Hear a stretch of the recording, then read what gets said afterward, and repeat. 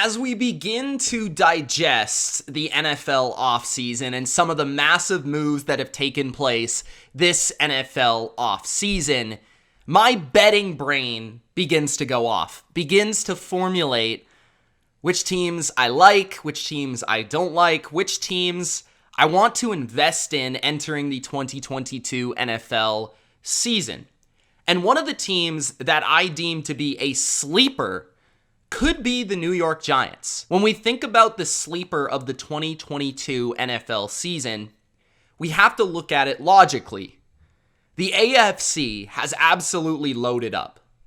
The AFC has so many talented, great teams that it's really difficult for anybody to predict what's going to happen. Now, I'm not claiming that the New York Giants are going to be the Bengals of 2021 in 2022, but when you look at the AFC and say that's super competitive, you shift your attention to the NFC. Everybody's saying the NFC is weak. Everybody's saying the NFC is up for grabs. You go through the teams that you believe are going to make the playoffs, the ones that have improved, the ones that have declined. You land in the NFC East, where the NFC East, in my opinion, is super up for grabs. The Dallas Cowboys have lost pieces this offseason. Amari Cooper got traded. Randy Gregory left to Denver. Collins and Williams on the offensive line, gone. Washington, they traded for Carson Wentz. Super inconsistent quarterback, an overrated defense in my opinion. The Philadelphia Eagles are interesting. They don't have nearly the odds the Giants do. Their quarterback in Jalen Hurts, I'm not the biggest believer in. I'm not sure he's the solution, but they do intrigue me slightly.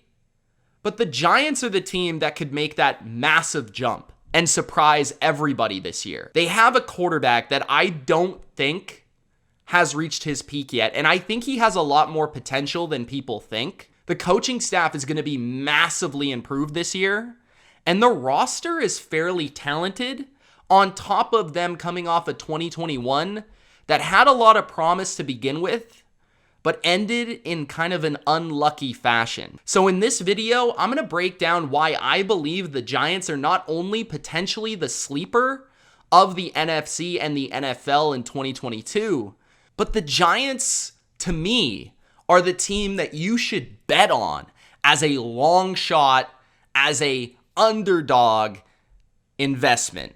So if that sounds interesting to you, allow me to explain, and don't forget to spike that like button and subscribe to the channel for more NFL betting analysis and NFL prediction videos just like this. Also, hop in that comment section and let me know how you feel about this concept, this idea of the Giants as the long shot team in the NFL that you should bet on this season. Now, I first want to state that there is a difference between me predicting something's going to happen and also saying that there's great value on something. So beginning with this, the New York Giants, if I had to predict and my life was on the line, I would not say they are going to win the NFC East. But if I were to give you a value bet for the bottom team in the division to rise to the top, the Giants come in first on that list. The Giants, you would 9 times your money if they win the NFC East. They have a 9-1 odds to win the NFC East this season, which is pretty good considering that this is a wide open division. Considering that, in my opinion, the Cowboys, the top team in the division, has taken a step backwards. The Philadelphia Eagles, while they have promise, they're young, and they did make the playoffs last year, still have a shaky quarterback and really did thrive off a rather weak schedule last year. On top of the Giants actually beating them one of the 2 games they played a year ago. Washington is pretty shaky and inconsistent, and the NFC East just feels like every year there's a lot of turnover and a lot of change, and that allows the Giants to jump to the top. Also, when we look at NFL futures and we try to predict the future and try to predict long shots like the Giants, we have to think about things like luck. And the New York Giants were an extremely unlucky team during the 2021 NFL season. Last season, the Giants finished 4-13, scoring the 31st or second to last most points in the NFL. And that seems really terrible on the surface, but there is a silver lining. The silver lining is, how good were the Giants when they actually had their starting quarterback last year? They actually were not a bad football team. They actually were closer to an average football team that might have actually been able to push for a playoff spot if they were given more luck on their side. The New York Giants with Daniel Jones last year were 4-6. And in those 10 games with Daniel Jones, they lost 3 games by 1 score, including a game where they lost to the Chiefs by just a field goal. In the games that weren't 3 one-score losses, the Giants lost to the Super Bowl champs, LA Rams, the Tampa Bay Buccaneers and Tom Brady, and the Denver Broncos. So, the Giants were actually not a bad team with their actual starting quarterback. On top of that, they've brought in a reliable backup to back up Daniel Jones if he does get hurt. Part of the reason people think the Giants were so bad and are so bad is because they remember the Giants without Daniel Jones.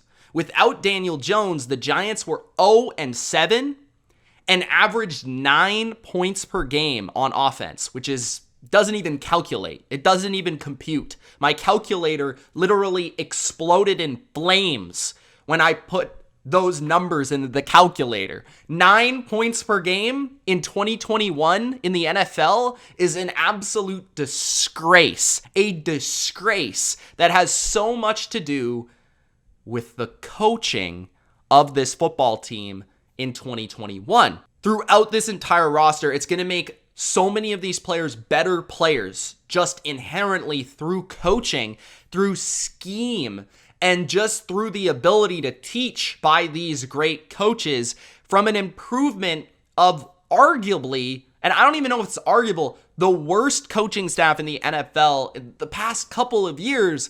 Joe Judge has been dreadful. And you look at their offensive coordinator, Jason Garrett, who's been just as bad, if not worse. The player that's going to see the most improvement through this coaching regime and change is going to be their quarterback, Daniel Jones. And I already stated how Daniel Jones was probably kind of underrated based on what they were without him and what they were with him, that Daniel Jones could actually be better than that, and therefore this team is going to be better off as well. Daniel Jones is a quarterback since college that I feel has always benefited from spread offenses, from the ability to get rid of the football quickly, read the offense, read the defense, and then get rid of the ball quickly on time, and then use his legs as a designed component of the offense. Daniel Jones has physical traits that would make him a quality NFL starter. And actually, he has been a not bottom tier quarterback the way that people assess him as. According to Pro Football Focus, he's been at least a top 24 quarterback over his first 3 seasons in the NFL, which obviously is not a bottom tier quarterback in this league. And we saw improvement from his rookie season, which was kind of surprisingly good, to his second season. And last year, he's still graded as the 21st quarterback in the NFL in the games that he played. One of the big things with Daniel Jones has been his availability, his ability to stay on the field as of late. If he can stay on the field and you get a bit of luck in the health regard, Daniel Jones can be quality under Brian Daboll. We saw Brian Daboll utilize Josh Allen's physical gifts to the best of his ability, and Josh Allen benefited from that run game. Josh Allen benefited from them going spread offense, pass heavy. Daniel Jones, with the offensive weapons around him, could see a massive jump with a much better designed offense, a much more savvy play calling offense from an early down standpoint, a much more improved red zone offense, and an offense that is just not archaic and is modern and is 2022. And when you look at Brian Daboll and his ability as a play caller, has there been anybody better over the last 2 to 3 seasons with what he's been able to do with the Buffalo Bills? One of the majorly interesting statistics that I saw when I researched Daniel Jones was his turnover-worthy play percentage. Of course, this was the team that led the NFL in turnovers offensively a year ago. Daniel Jones actually ranked 9th in the NFL in his turnover-worthy play percentage, and I mean 9th best. He was closer to Tom Brady than he was on the opposite side of the spectrum, which I believe was Jimmy Garoppolo. Daniel Jones, who was 0.1% higher on turnover-worthy play percentage, which means passes that could be or should be intercepted or worthy of an interception, 0.1 higher than Patrick Mahomes. So Daniel Jones has not had a problem with protecting the football when he's throwing the football. His deal the last couple of years has been that the offense has been restricted for him to be able to make plays, for his ability to make throws. This is proven by looking at Pro Football Focus's big time throw percentage statistic, which shows you the amount of difficult and tight window throws that a quarterback is asked to make in his offense.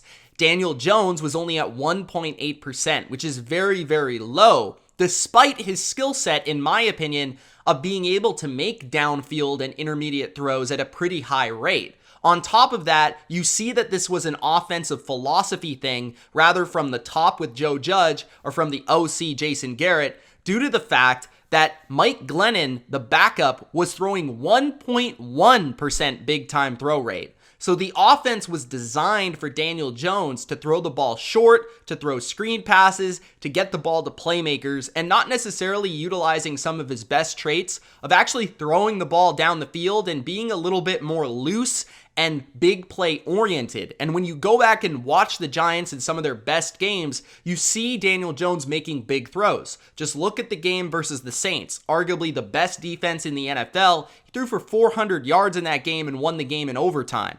So Daniel Jones is definitely capable of making throws. And this suggests that the offensive scheme was an absolute disaster and did not put Daniel Jones in a good position to succeed. To further prove this point, Daniel Jones in 2020 had a big-time throw percentage that ranked 15th in the NFL. It was much more average, even though it was the same coaching staff. And then you go back to his rookie season, and it was 18th.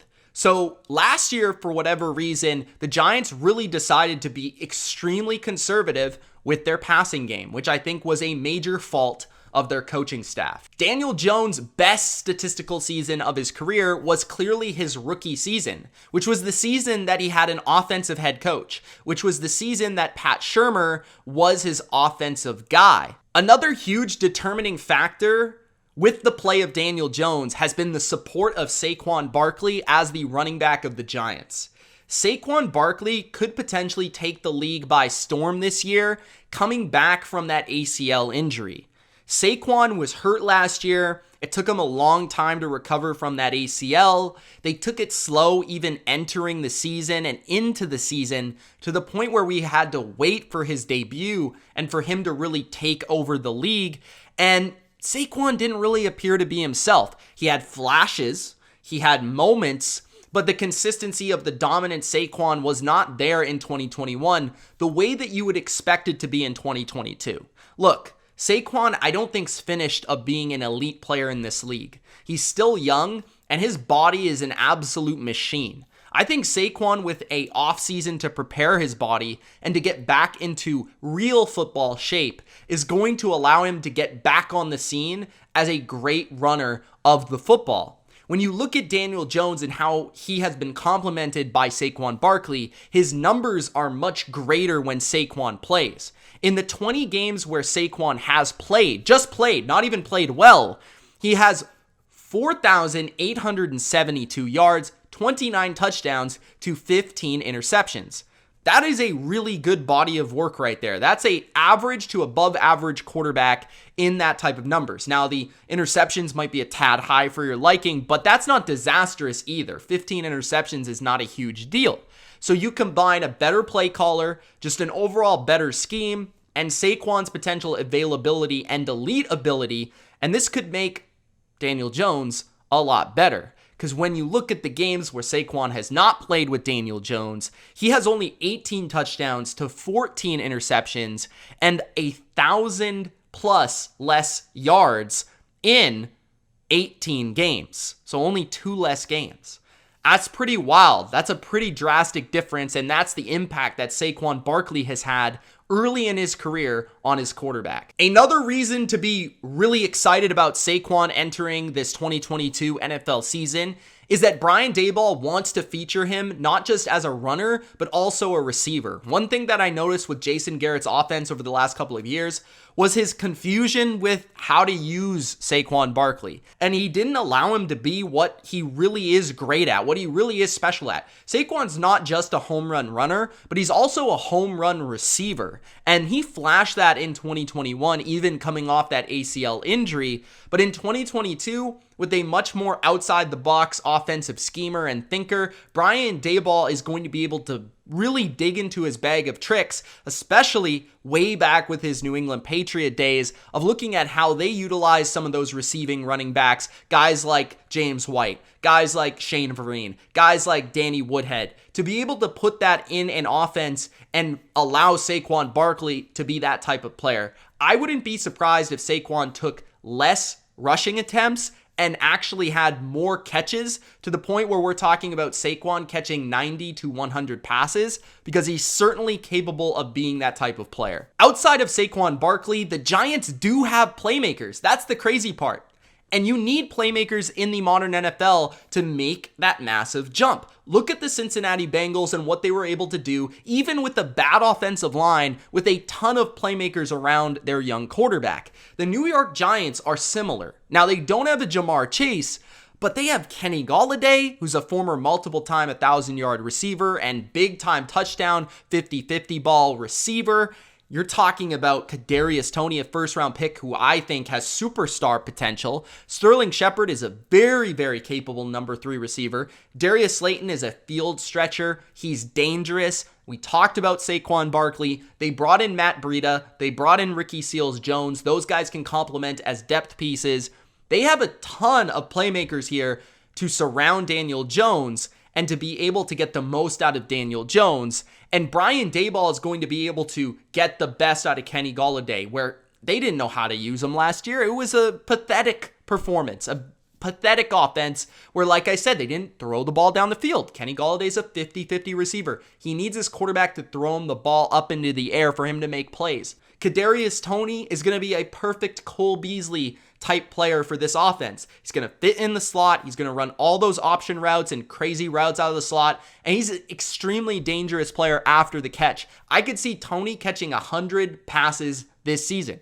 He is that type of special, in my opinion. And when you get the ball in his hands, he is one of the best in football. His elusiveness, his agility is game-changing. And his ability to stop on a dime is once in a generation type of ability at the wide receiver position. So you just get him the ball. If it means a screen, a reverse, or whatever, we know Brian Daboll is creative enough to just get the ball to the right player. So him being a Cole Beasley plus for the Giants is going to be something to watch. Besides the weaponry, we have to talk about the guys that will be protecting Daniel Jones this upcoming season and the improvement that could be had by this offensive line. Bobby Johnson, the former Bills offensive line coach since 2019 through 2021, has now moved on to the Giants and followed Brian Daboll to the Giants as that offensive line coach. We saw Bobby Johnson really take a lot of mediocre to below average offensive linemen, especially interior offensive linemen,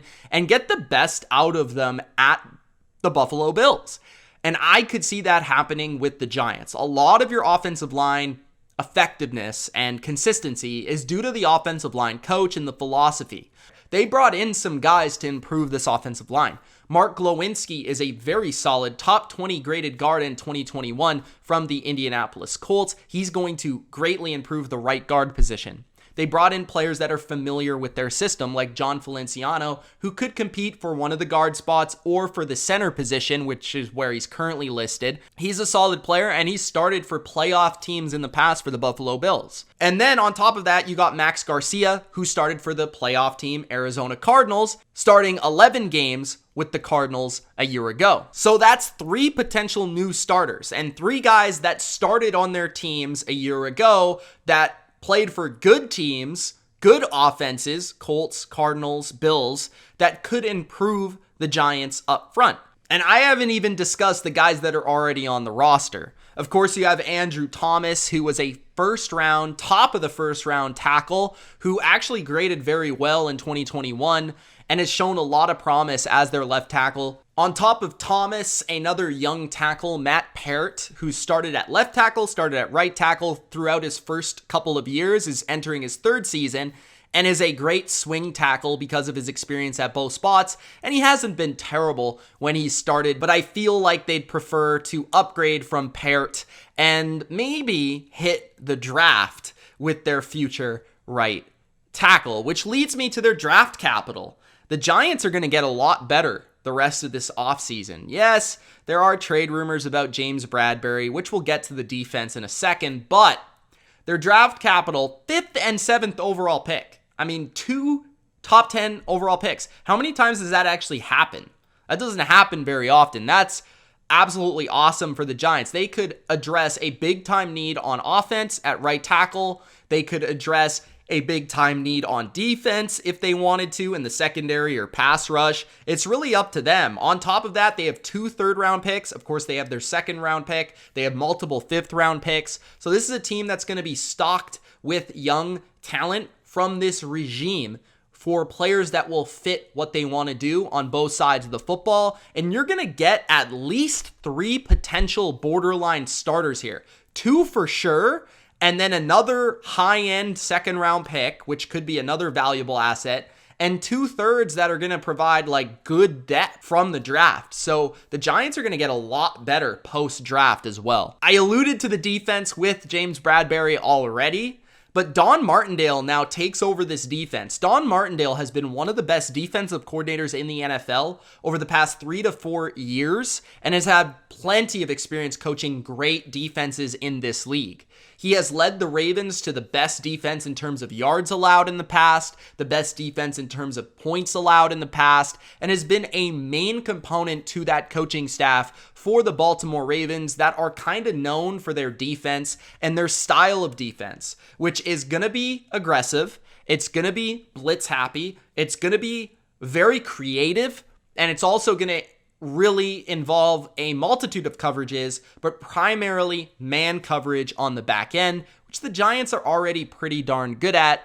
And it's not going to be too unfamiliar from what they already had in the past, but just, I would feel a slight improvement and a slight tweak from what they already had the last couple of years. It's also important to note that the Giants defense hasn't exactly been that bad the last couple of years. It's mostly been an offensive side of the football issue, and it's kind of leaned on the defense far too much, which eventually it breaks for the defense. But you look at the talent on the defensive side of the football, Leonard Williams and Dexter Lawrence, that 1-2 in the inside of their D-line is top notch.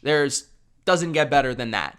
You bring in Justin Ellis from the Ravens, who has familiarity with the defense. You bring in a Ward, defensive end, who played for Jacksonville last year, but played for Martindale in the past as well. Those players are going to provide nice, stable depth. Ellis will be your big nose tackle there. You've got a beefy, tough D-line that's going to be tough to run against, and you've got 2 great pass rushers in the interior. Now, the edge is a little bit more of an issue. There's no lie there, but we saw a breakout from their rookie a year ago with 8 sacks.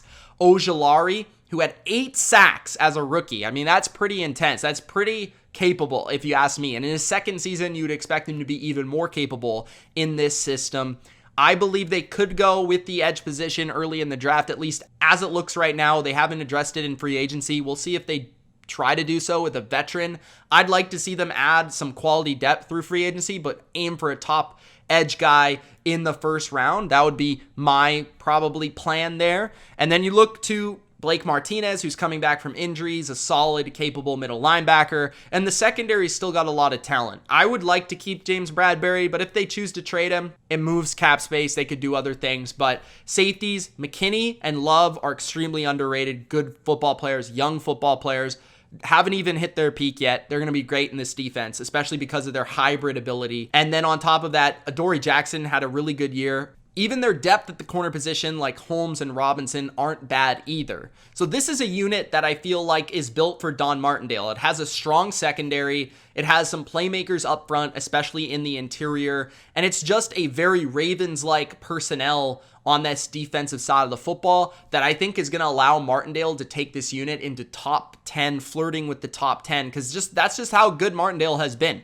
He can do that with you, and he's going to improve your third down defense. He's going to improve your red zone defense. Situationally, he's an excellent coach. You finish this discussion by simply looking at the injury luck of the New York Giants last year. The New York Giants were an extremely unlucky football team in terms of injuries a year ago, and this completely derailed their season. They lost so many of their top playmakers. They had the 6th most games lost last season. And you look at some of the players that they lost. Of course, Daniel Jones, Blake Martinez, who only played 3 games, Saquon, who missed 4 games. Lorenzo Carter is starting outside linebackers, no longer on the team, 3 games. Nick Gates, their starting center, 15 games. Holmes, 6 games. Lemieux, 16 games, who is, I think, expected to be possibly a starting guard there. Andrew Thomas, their left tackle, 4 games. Sterling Shepard, 8 games. Slayton, 2 games. Kenny Golladay, 3 games. Evan Ingram, 2 games. Now, you might notice a trend there. Their skill positions got absolutely destroyed by injuries. Shepard, Slayton, Ingram, Golladay, Saquon. None of them played all 16 games, and they all missed a ton of games, which really didn't provide any stability or consistency for Daniel Jones or for this offensive attack. If you're looking for a value bet for the 2022 NFL season for a division winner future, I would go with the New York Giants. The New York Giants have the coaching upgrade, the potential quarterback upgrade that could come along with that, and the talent on offense and defense, plus the potential draft capital that could explode in 2022, that makes the Giants a very intriguing option in a weak NFC and a weak NFC East that is up for grabs. So if you want to 9 times your money in 2022, it's not a bad swing to go with the GMEN to win the NFC East. Let me know your thoughts in the comment section below. It's Mitch. Hopefully you enjoyed this video, and let me know what you think. Peace.